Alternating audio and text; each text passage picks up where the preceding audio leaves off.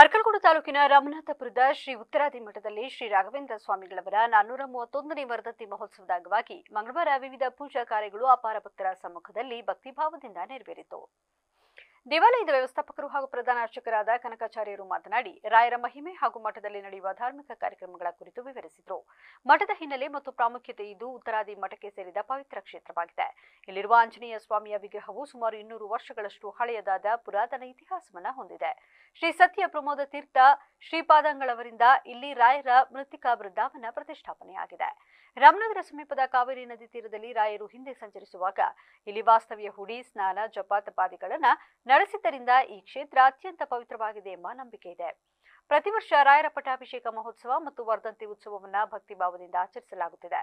ಇಂದು ಬೆಳಿಗ್ಗೆ ರಾಯರಿಗೆ ವಿಶೇಷ ಮಹಾಫಲ ಪಂಚಾಮೃತ ಅಭಿಷೇಕ, ರಥೋತ್ಸವ, ತೊಟ್ಟಿಲು ಪೂಜೆ, ಗಜವಾಹನೋತ್ಸವ ಹಾಗೂ ಅಶ್ವವಾಹನೋತ್ಸವಗಳು ವೈಭವದಿಂದ ಜರುಗುತ್ತವೆ. ಮಠಕ್ಕೆ ಆಗಮಿಸುವ ಭಕ್ತರಿಗೆ ಮಧ್ಯಾಹ್ನ ಅನ್ನ ಪ್ರಸಾದದ ವ್ಯವಸ್ಥೆ ಮಾಡಲಾಗುತ್ತದೆ. ಈ ಕ್ಷೇತ್ರದಲ್ಲಿ ರಾಯರ ಸೇವೆ ಮಾಡುವುದರಿಂದ ಭಕ್ತರ ಮನೋಕಾಮನೆಗಳು ಈಡೇರುತ್ತವೆ ಎಂಬ ನಂಬಿಕೆ ಇದೆ. ವಿಶೇಷವಾಗಿ ಸಂತಾನ ಭಾಗ್ಯವಿಲ್ಲದವರಿಗೆ ರಾಯರ ಅನುಗ್ರಹದಿಂದ ಅನುಕೂಲವಾಗುತ್ತದೆ ಎಂಬ ಭಕ್ತಿ ಭಾವ ಭಕ್ತರಲ್ಲಿ ಹೆಚ್ಚಾಗಿದೆ ಎಂದರು. ಮಹೋತ್ಸವಕ್ಕೆ ಆಗಮಿಸಿದ ಎಲ್ಲ ಭಕ್ತರಿಗೆ ಪ್ರಸಾದ ವಿತರಣೆ ಮಾಡಲಾಯಿತು. ಇದೊಂದು ಉತ್ತರಾದಿ ಮಠ ಅಂತ ಇರ್ತಕ್ಕಂಥ ಮಠ. ಸತ್ಯವರತೀರ್ಥ ಶ್ರೀಪಾದಂಗಳವರಿಂದ ಪ್ರತಿಷ್ಠಾಪಿತವಾದಂಥ ಮಠ. ಇದು ಆಂಜನೇಯ ಸ್ವಾಮಿ 200 ವರ್ಷದ ಪುರಾತನ. ಇಲ್ಲಿ ಉತ್ತರಾದಿ ಮಠಾಧೀಶ ಸತ್ಯಾತ್ಮತೀರ್ಥ ಶ್ರೀಪಾದಂಗಳವರು ರಾಘವೇಂದ್ರ ಸ್ವಾಮಿ ವೃಂದಾವನವನ್ನು ಸ್ಥಾಪನೆಯನ್ನು ಮಾಡಿದ್ದಾರೆ. ಈ ಒಂದು ವಿಶೇಷವಾದ ಸನ್ನಿಧಾನದಲ್ಲಿ ಆ ರಾಯರ ಸನ್ನಿಧಾನದಿಂದ ಎಲ್ಲ ಭಕ್ತರು ಕೂಡ ಇಲ್ಲಿ ಬರ್ತಾ ಇದ್ದಾರೆ ದರ್ಶನಕ್ಕಾಗಿ. ವಿಶೇಷವಾದಕ್ಕಂಥದ್ದು ರಾಘವೇಂದ್ರ ಸ್ವಾಮಿಗಳ ವೈಭವೋತ್ಸವ ಅಂತೇಳಿ ಈ ಒಂದು ವಾರ ನಾವು ಇಲ್ಲಿ ಮಾಡಿದ್ದೇವೆ.